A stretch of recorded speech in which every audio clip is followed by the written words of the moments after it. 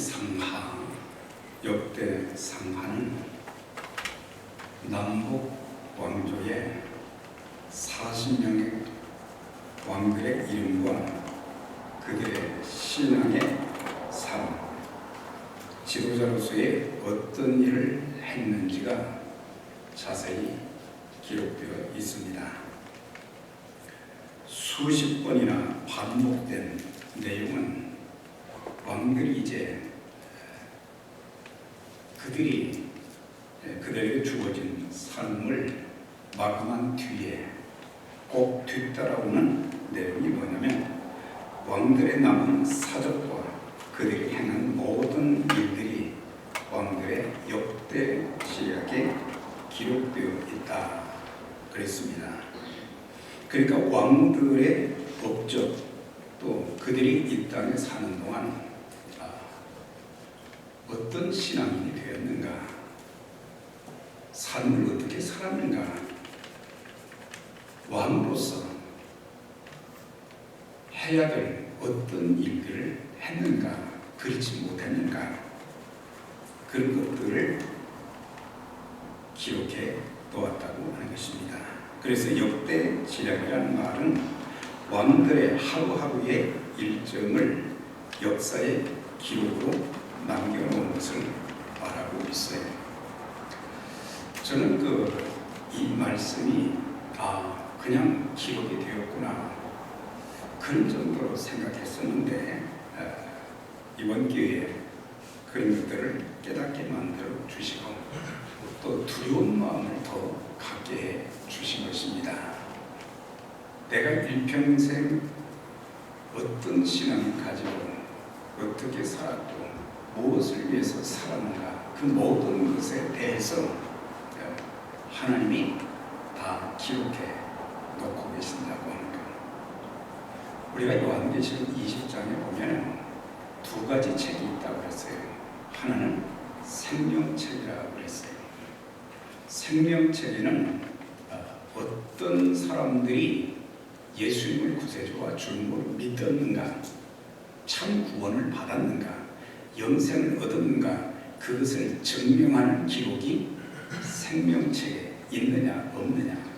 내가 세상에 있을 때 나 구원받아서 나 천국 갈 거야, 그게 아니라 내 이름이 하나님 나라의 생명록에 기록되어 있는가. 아멘. 그리고 또 한 가지의 책은 회개의 책이죠. 그래서 모든 사람들의 삶과 그들이 행한 일이 다 기록되어 있는데, 물론 예수 믿는 사람들은, 세상 사람들은 그 행위에 따라서 이제 하나님께 심판을 받지만, 예수 믿는 사람들은 우리가 이 땅에 살면서 어떻게 살면서 무엇을 위해서 살았는가, 이런 것에 대한 내용을 통해서 우리가 하나님 앞에 칭찬을 받고 상급을 받는 그런 기준이 또 되어지는 것입니다. 그래서 우리가 평생 살면서 후회스럽고 부끄럽게 살지 말고 하나님의 자녀다운 왕같은 제사장다운 그런 삶을 우리가 살아가야 될 것입니다. 그렇다고 해서 우리가 완전한 건 아니죠. 늘 부족하고 늘 실수할 때도 있고 잘못할 때도 있고, 그때마다 하나님 앞에 우리의 죄들을 회개하고 또 살면서 말씀과 기도로 자신을 조명해 보면서 하나님께서 깨우쳐 주시는, 성령께서 깨우쳐 주시는 잘못된 것은 순간순간 고치고 겸손하고 진실하며 정직하고 순수한 신앙인으로 우리가 살아가야 할 것입니다. 개혁이라는 것은 처음 상태로 되도록 한 것이다. 완전히 부숴버리는 걸 말하는 게 아니죠. 뒤덮는 것을, 무너뜨리는 것을 말하는 거 아니죠. 개혁이란 처음 상태로 되돌아가는 것, 잘못된 것을 고쳐 새롭게 하는 것을 보게 됩니다. 그래서 우리 모두의 지금의 모습을 보면은 우리가 신앙생활을 참 꽤 오래 했는데 우리의 그 신앙과 삶을 보게 되면은 하나님의 말씀과는 너무 다른 모습들이 살면서 많이 보일 때가 많습니다. 우리가 처음 예수 믿었을 때의 그 순수했던 모습이나 우리가 처음 직분을 받았을 때에 얼마나 겸손하고 얼마나 감사하고 얼마나 하나님께서 은혜 주신 것을 감사하면서 하나님, 제가 죽도록 충성하겠습니다. 어떤 경우에도 직분에 합당한 삶을 살고 하나님의 교회를 내 몸처럼 내 집처럼 그렇게 여기며 살겠다, 그렇게 고백을 했음에도 불구하고 많은 세월이 흘려서 보게 되면 참 그런 모습들이 얼마나 많이 퇴색되었는가, 그런 것들을 많이 보게 됩니다. 처음 가졌던 마음, 초심을 유지하지 못함으로 신앙이 변질되어지고 이중적인 모습으로 살지 않았는가, 이런 것들을 돌아보면서 이제 원점으로 돌아가야 되는 것입니다. 원점으로 돌아가야 된다는 것은 성경으로 돌아가야 된다고 하는 말씀이에요.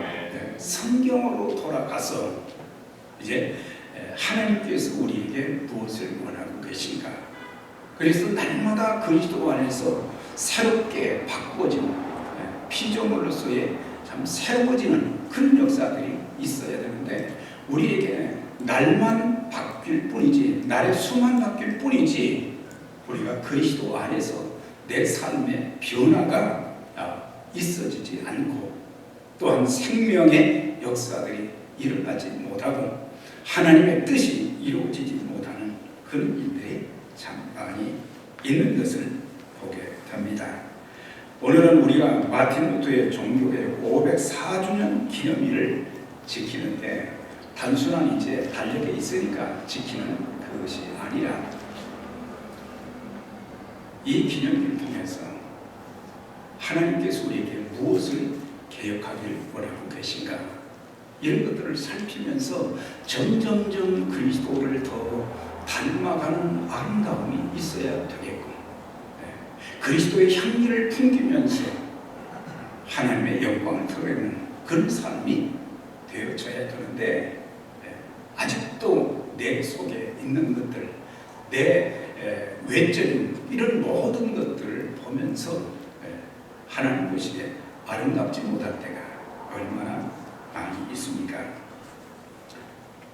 오늘 저는 요시야의 신앙개혁, 루터의 신앙개혁, 그리고 우리의 개혁은 이 세 가지를 간략하게 말씀을 드리고자 합니다. 열왕기하 22장, 23장에는 유다의 16대 왕 요시야에 대한 기록이 나와 있어요.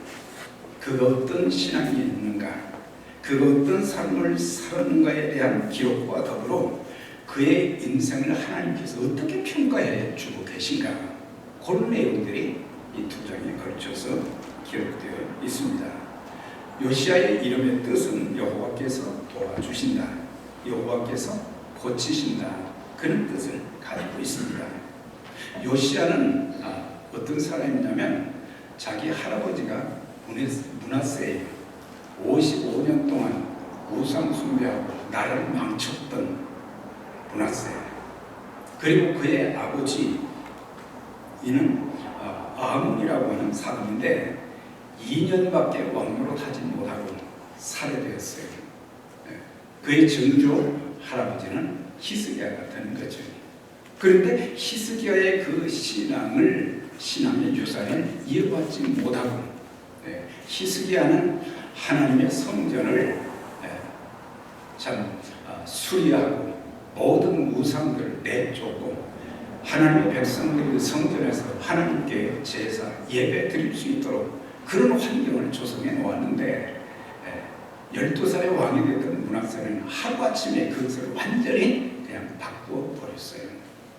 그래서 57년 동안 나라가 소용돌이 속에 있었고, 유다라고 하는 나라는 하나님과 멀어지면서 점점 나라가 쇠약해지고 이제 기울어져가는, 망해가는 시점에 있었던 것을 보게 됩니다. 그런 가운데 그가 요시야가 8살의 나이에 주다의 왕이 되었다 그랬어요. 8살이 돼서 뭘 하겠습니까? 아무것도 할 수가 없잖아요. 그런데 그의 할아버지, 그의 아버지가 하나님께 대한 바른 신앙을 갖지도 못했고, 그랬지만은 요시야는 어려서부터 하나님을 경외할 줄 알았고, 하나님의 말씀 따라 이렇게 사는 가운데 그의 나이가 점점 들어가면서 그는 하나님께 대한 마음이 막 싹트오르기 시작하고, 하나님께 예배드리는 성전이 우상단지가 가득한 이런 곳이 되었고, 하나님의 백성들은 하나님의 말씀대로 살지 못하는 그런 시대에 그가 제일 먼저 26살이 되었을 때 첫 번째 단행한 개혁은 뭐냐면 성전을 수리하라고 하는 것이었어요. 하나님의 성전이 황폐화되어 버린 거예요. 그래서 그는 이제 모아두었던 그 돈들을 성전 관리하는 감독에게 공사를 하라고 했어요. 돈을 주면서 이걸 잘 수리해서 하나님 앞에 백성들이 예배 드릴 수 있도록 하라. 그래서 제사장 hilki야에게 그 모든 권한을 다 주었는데, 어느 날 hilki야가 공사하는 사람들을 통해서 한 소식을 듣게 된 것이, 우리가 이렇게 성전 수리를 하다 보니까 여기서 율법의 말씀을 발견했습니다. 하나님의 말씀의 책이 읽혀져야 되고 가르쳐져야 되고, 그런데 이게 어디 구석에 처박혀 있고 먼지가 가득하고, 그래서 하나님의 말씀과는 상관없는 그런 나라가 되어져 가는데, 그래서 그 율법책을 가져오라고 한 거예요. 그 율법책을 가져왔을 때 서기관 사관에게 그걸 좀 읽어달라고 했어요. 근데 그 성경의 그 율법의 말씀을 읽는 가운데 막 가슴이 찢어지는 것 같았어요. 그의 옷을 찢고 통곡하면서, 왜 우리의 조국이, 왜 남한국 유다가 이렇게 쇠약해지고 우상으로 가득 찼고 모든 지도자들과 백성들이 하나님의 말씀에서 떠난, 하나님께로부터 하늘문이 열려지고 하나님의 축복을 받아야 되는데 왜 이렇게 살고 있는가? 그것을 율법의 말씀을 읽다가 그걸 알게 된 거예요. 자기 혼자만 듣고 깨닫고 그렇게 해서는 안 되겠다. 그래서 나라의 지도자들과 온 백성들 다 예루살렘으로 불러가지고 거기서 또 서기관 사관에게 하나님의 말씀의 율법책을 읽어주어라. 그러면서 언약을 체결하면서 이 말씀대로 우리가, 여러분들이 그렇게 살아야 됩니다. 그래서 언약을 맺은 그 내용이 22장과 23장에 기록되어 있는 것을 보게 됩니다.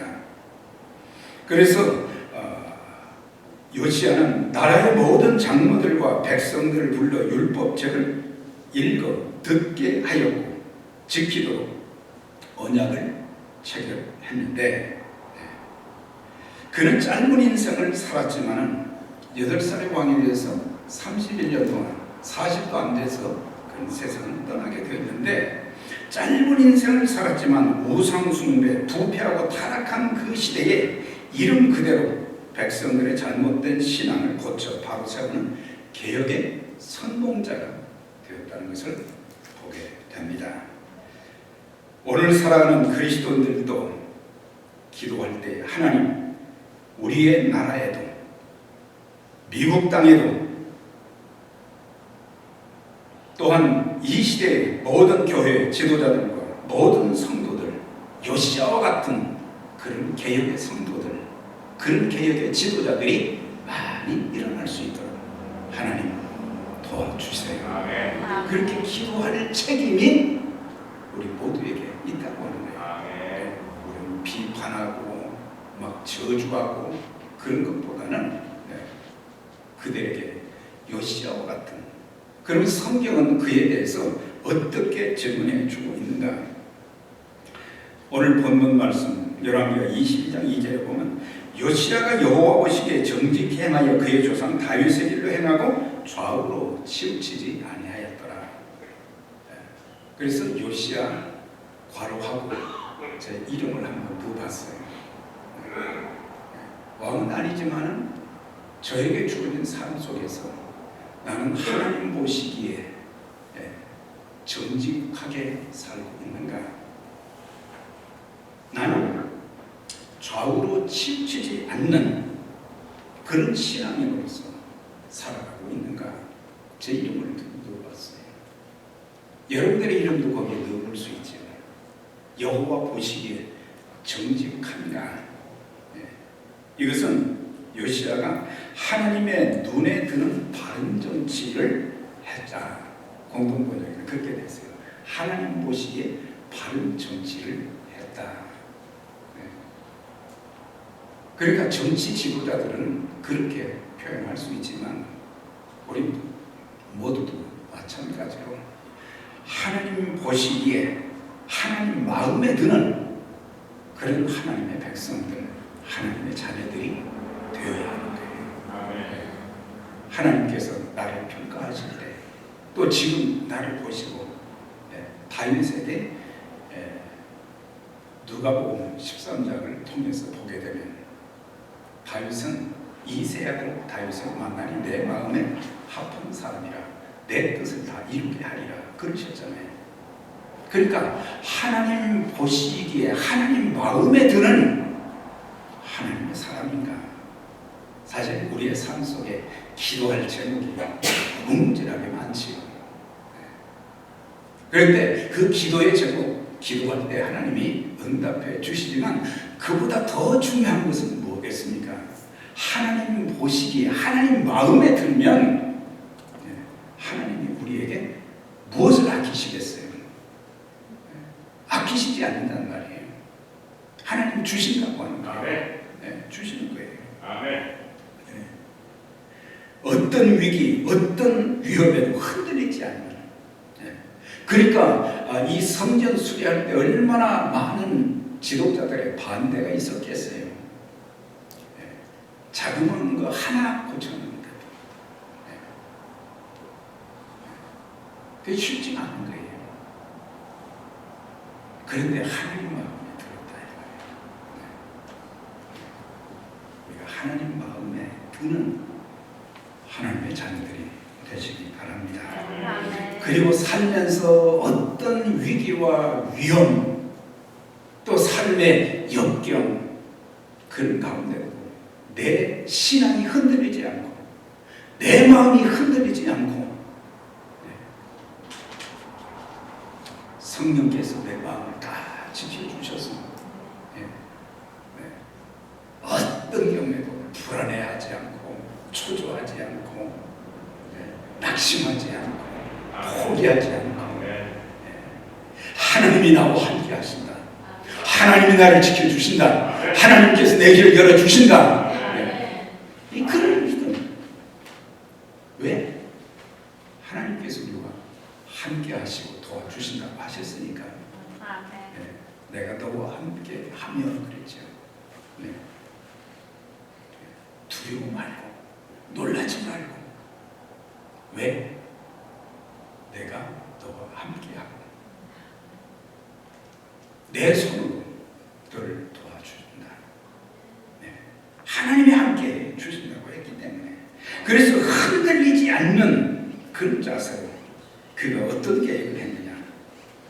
성전을 청결케 하고 제사 회복, 예배의 회복을 주도했고, 그 다음에 그 백성들로 하여금 하나님 말씀 신앙을 갖도록 그 일을 감당했고, 또한 이스라엘 백성들이 계속해서 대대로 약속의 땅에 들어가서도 6월절 절기를 지키지 않았다 그랬어요. 유월절이 뭡니까? 애굽에서 고통받던 그 시대에 하나님께서 그 백성들을 이끌어내신 거잖아요.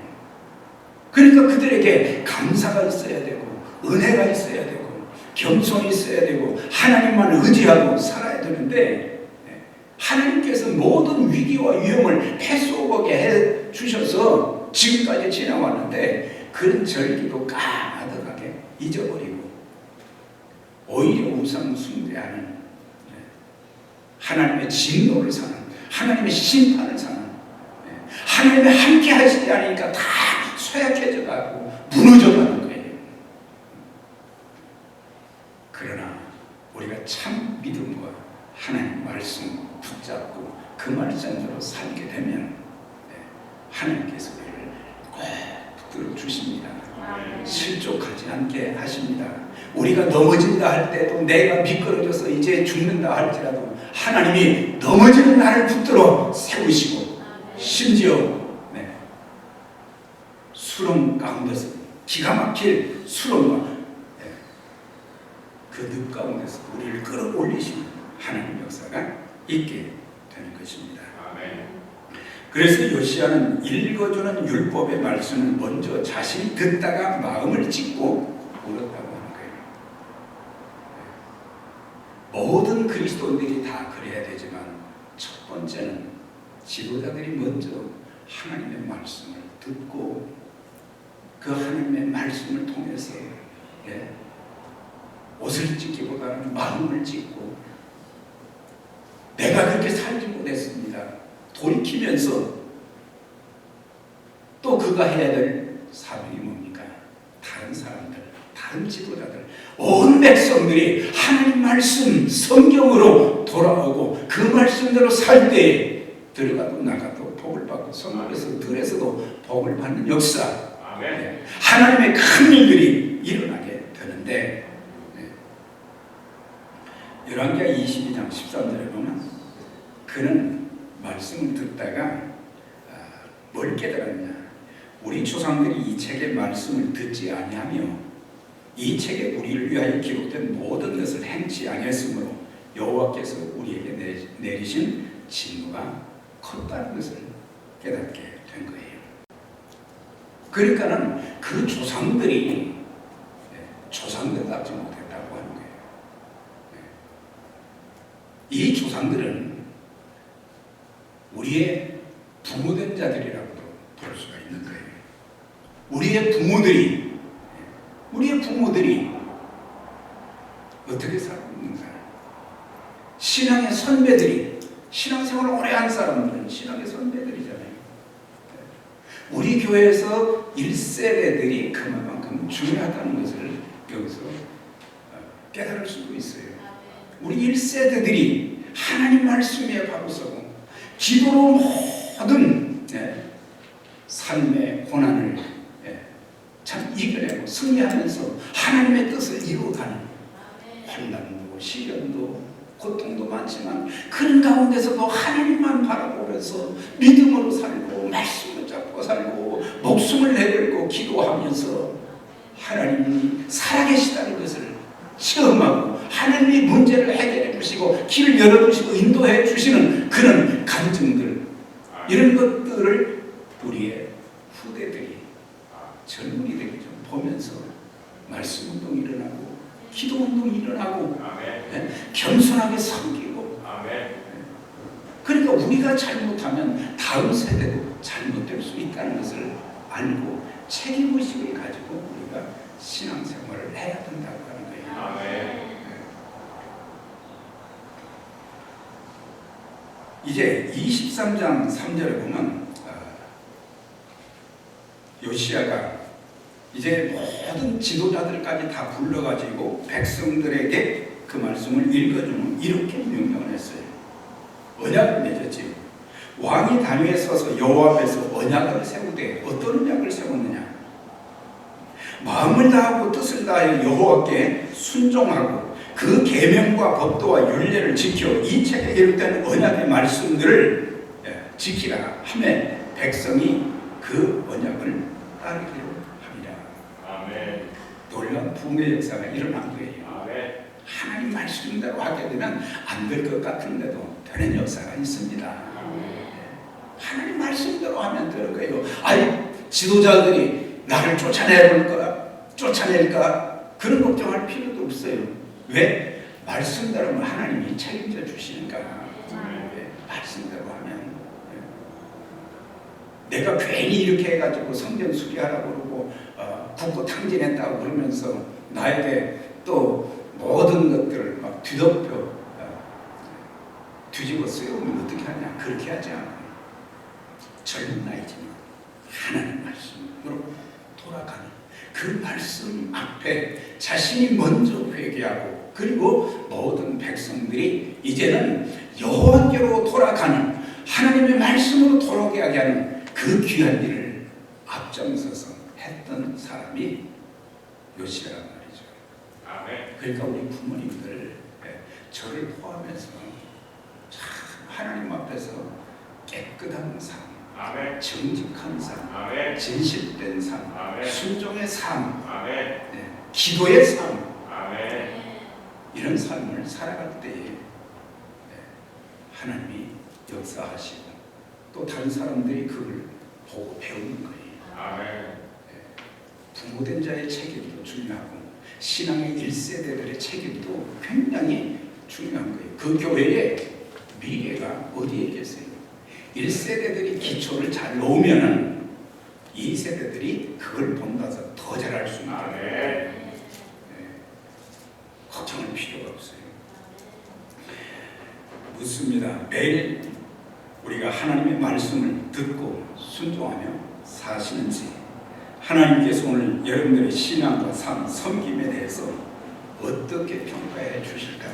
저도 한 번쯤은 좀 생각하고 고민하고 그러나 기도하면서 지나가야 될 것입니다. 아멘. 자, 요시야의 개혁은 이 두 장에 이렇게 나와 있고, 두 번째는 마틴 루터의 개혁이에요. 이제 우리가 대부분 저도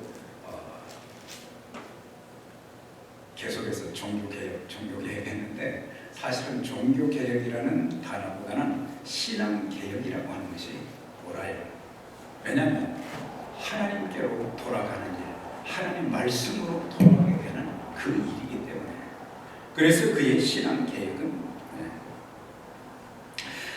사실 이스라엘 역사를 이렇게 보면, 교회 역사를 보면 주 1세기에서 3세기까지의 초대교회는 신앙의 모진 박해가 있었어요. 그래서 그 시대에는 목숨 걸고 신앙 지키고, 그들이 예배할 곳이 없는 거예요. 그래서 지하묘지, 카타콤으로 들어가서 거기서 또 예배를 드리고 기도하고, 그래서 초대교회는 수많은 순교자를 배출했어요.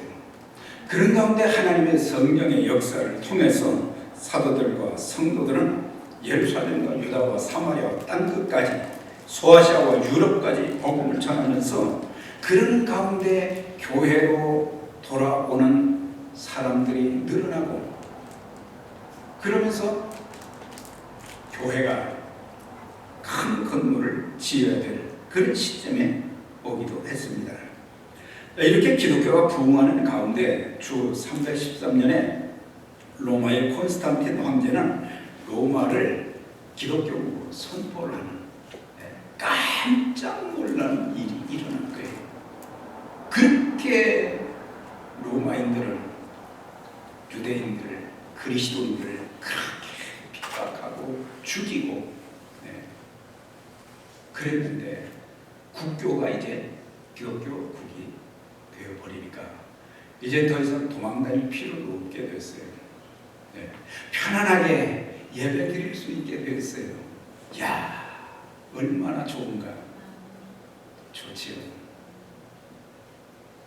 그런데 그들이 고난을 겪을 때는 그들의 신앙이 참 견고하고 흔들리지 않고 목숨 걸고 신앙생활을 했어요.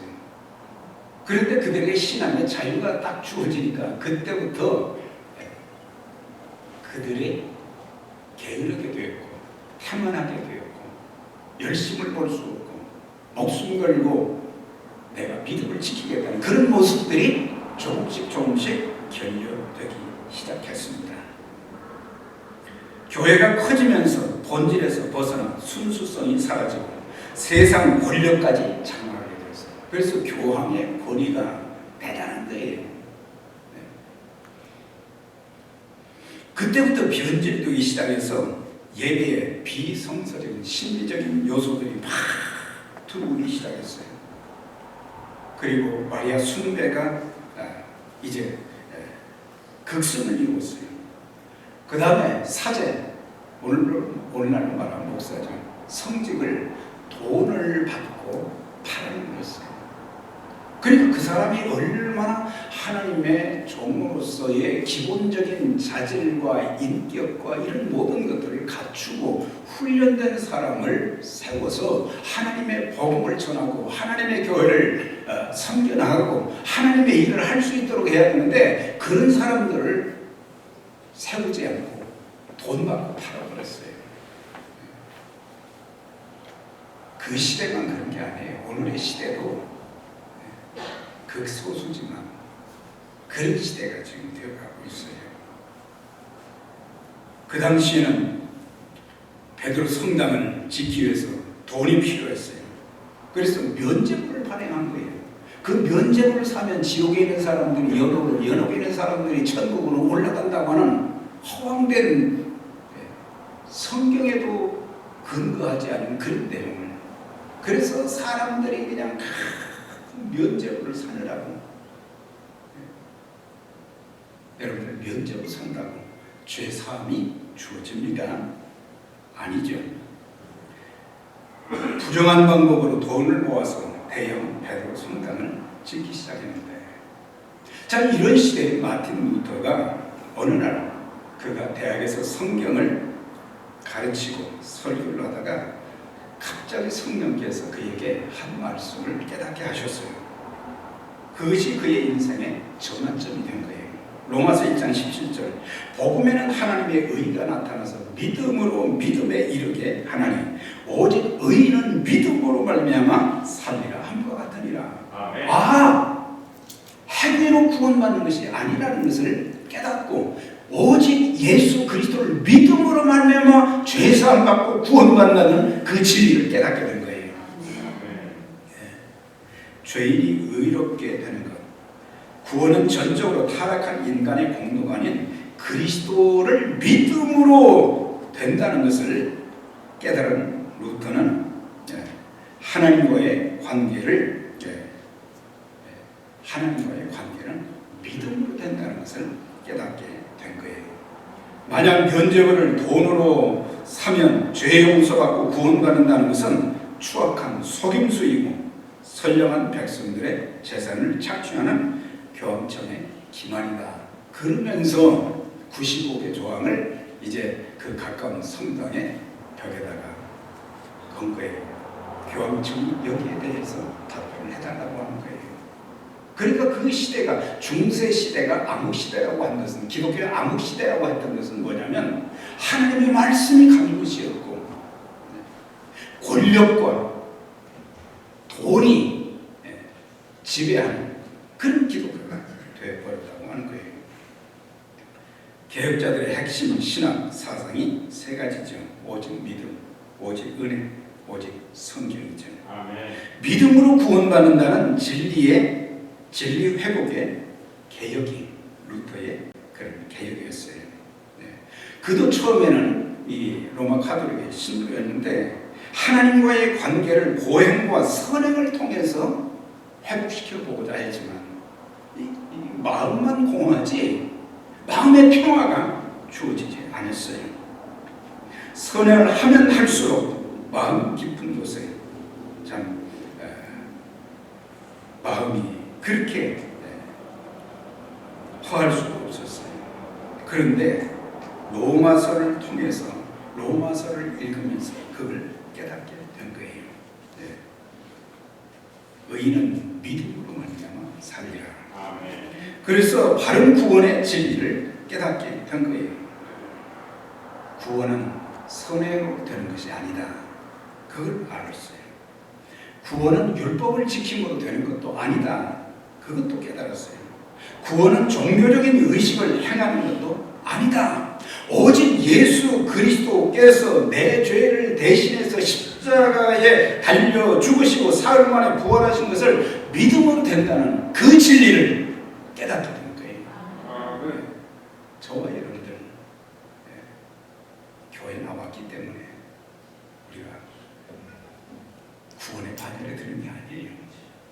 예수님 만나야 돼. 아멘. 예수님 만나야 돼요. 예수님 하나님 나라의 생명력에 여러분들이 예수 믿었다는 그 증거가 그 책에 기록된 것으로 우리는 그날에 주님 앞에 설 수 있는 거예요. 오직 하나님의 은혜로만 구원받는다는 진리의 회복을 외쳤던 것을 보게 돼요. 신구약 성경 66권은 어디에도 고행이나 선행, 종교생활, 면죄부로 죄사함과 구원이 있다는 그런 구절이 한 군데도 없어요. 에베소 2장 8절 9절 잘 아는 말씀이죠. 그렇지만 굉장히 중요한 거예요. 너희가 그 은혜를 인하여 믿음으로 말미암아 구원을 얻었나니 이것이 너희에게서 난 것이 아니요 오직 하나님의 선물이라. 행위에서 난 것이 아니니 이는 누구든지 자랑치 못하게 하려 함이니라. 사도 바울이 선교 여행을 다니면서 복음을 전하고 교회를 세우고 그럴 때에 유대인들 때문에 많은 고통을 겪었어요. 유대인들은 바울은 예수를 믿기만 하면 그리스도께서 내 죄를 대신 짊어지시고 십자가에 죽으신 것과 사흘 만에 살아나신 그 사실, 우리에게 영생을 주시기 위해서 살아나셨다는 그 사실을 계속해서 전하는 가운데 많은 사람들이 하나님 앞에 돌아오는데 유대인들은 갈 곳마다 하나 추가했지요. 예수도 믿어야 되지만 율법도 지켜야 된다. 율법은 행구원을 말하는 거예요. 우리의 행함을 통해서는 예수 믿는 사람들의 행함은 하나님 앞에 칭찬과 상급받는 근거가 되지. 그러나 구원을 가져다 주지는 않을 거예요. 우리가 예수 그리스도를 믿어 죄사함 받고 영생을 소유한 것도 하나님의 자녀가 되는 것도 우리가 잘나고 똑똑해서가 아니라 오직 십자가의 은혜로 주어진 것입니다. 그 다음에 성경 말씀이 회복되는 개혁. 이제 하나님 말씀으로 돌아가야 됩니다. 그것이 개혁이에요. 중세교회 당시에는 요즘처럼 이렇게 우리가 이렇게 성경을 마음대로 읽고 공부할 수 있고 이게 얼마나 큰 축복인지 몰라요. 그런데 그 시대에는 평신도들은 성경을 가질 수가 없었어요. 신부들의 전임이었단 말이죠. 그리고 성경을 자신들의 언어로 읽을 수 없는 게 전부 라틴어로 아주 어렵게 돼서 사실 루터가 살던 그 시기에 독일에 있는 사람들은 헬라어가 그들의 주된 언어였어요. 그러니까 헬라어가 아니라 라틴어로 되어 있기 때문에 성경을 읽을 수가 없는 거예요.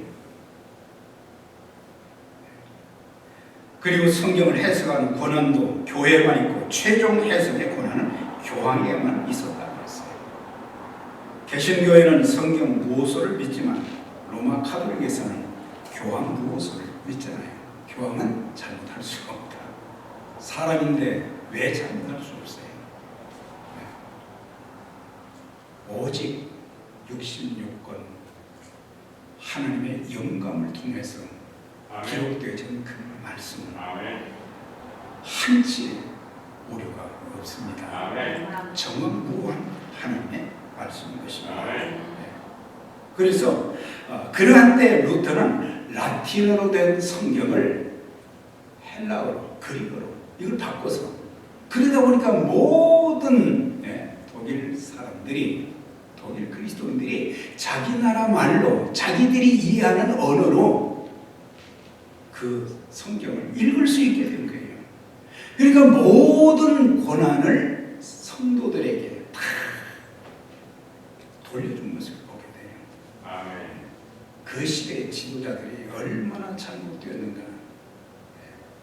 영적인 소경들이었어요. 도적대들이었어요. 자, 이제 우리의 신앙 개혁. 요시야의 개혁을 보면서 참 놀랍다. 큰 축복이다. 또 루터의 그 신앙 개혁을 보면서 야, 이제 교회가 교회되어야 하는구나. 이런 것들만 생각할 것이 아니라 내 신앙, 내 삶에 개혁도 있어져야 된다. 아멘. 아멘. 믿음으로 구원받는다는 진리, 은혜로만 살아야 하고 성경으로 돌아가야 하는데, 특별히 우리 개신교는 신앙의 표준, 삶의 기초를 오직 신구약 성경 66권에 두고 있는데, 성경의 말씀은 잠자는 영혼을 깨웁니다. 숨겨진 죄를 드러나게 하여 수술하여 치료해주고 참된 변화와 능력을 체험하게 해주는 것입니다.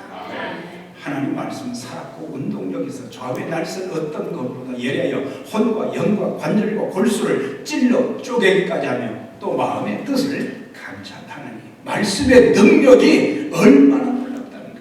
사람의 마음속에 그렇게 수십 년 동안 숨겨두었던 그 모든 죄들까지도 성령님을 통해서, 하나님의 말씀이 감동된 말씀을 통해서 끄집어내서 회개하게 만들고 하나님 앞에 바로 서게 하고, 그리고 잘못된 것을 다 수술해서 온전하게 해주는 그 모든 것이 하나님의 말씀.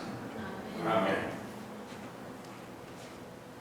모든 성경은 하나님의 감동으로 하면서 교훈과 책망과 바르게 함과 의로 교육하기에 유익하니, 이는 하나님의 사람으로 온전케 하며 하나님의 선한 일을 행하기에 온전케 하려 함이니라. 말씀으로 돌아갈 때에 우리의 신앙과 인격이 온전해지고 하나님의 선한 일도 잘할 수 있다고 하는 거예요. 지금 개신교는 위기를 맞고 있습니다. 교회는 갈수록 세속화되어 교회 지도자들은 성공주의에 몰두하고 도덕적 수준은 땅에 떨어졌고, 그들의 행위는 세상 사람들의 조롱과 멸시의 대상이 점점 되어가고 있습니다. 무속과 신비주의에 물들어가는 기독교, 타 종교와의 연합을 빌미로 한 종교다원주의, 동성애, 광신주의, 지도자들의 성적인 타락, 물질 문제 등으로 기독교의 근간이 지금 계속 여기저기서 무너지는, 구멍 떨어진 전대와 같이 되어가는 그런 시대를 살고 있습니다. 그러면 성도들은 어떻습니까? 성도들은 성경을 자유롭게 읽을 수 있게 되었고, 라디오와 TV, 인터넷 설교를 통해서 수많은 말씀을 접하면서도 아직도 영적인 어둠 가운데 살고 있고, 세상과 적당히 타협하며 인본주의 신앙에 사로잡혀 있고, 세상에서 소금과 빛의 역할을 감당하지 못하는 선한 영향력을 끼치지 못하는 그런 우리들의 현실입니다. 이제 우리 모두 신앙 개혁주의를 통해서 우리의 신앙이 성경으로 돌아가야 합니다. 구원의 진리도, 삶의 원리도, 사역의 방법도 이제 성경으로 돌아가야 합니다. 잘못된 구원관, 잘못된 삶, 잘못된 교회가 모두 성경적 관점에서 새롭게 개혁하여 변화와 능력이 나타나서 참 그리스도인의 모습을 살면서 일평생 영광스러운 우리에게 구원을 가져다주고, 우리에게 영생을 가져다주고, 우리에게 하나님과 동행하는 그 축복을 가져다주는 복음을 더 담대하게 전해서 어둠에 있는 자들을 또 빛 가운데로 주님께로 인도하는 그 복된 일에 아름답게 쓰임받는 우리 모두 우리 에베네셀 교회가 되시길 주의 이름으로 축원합니다.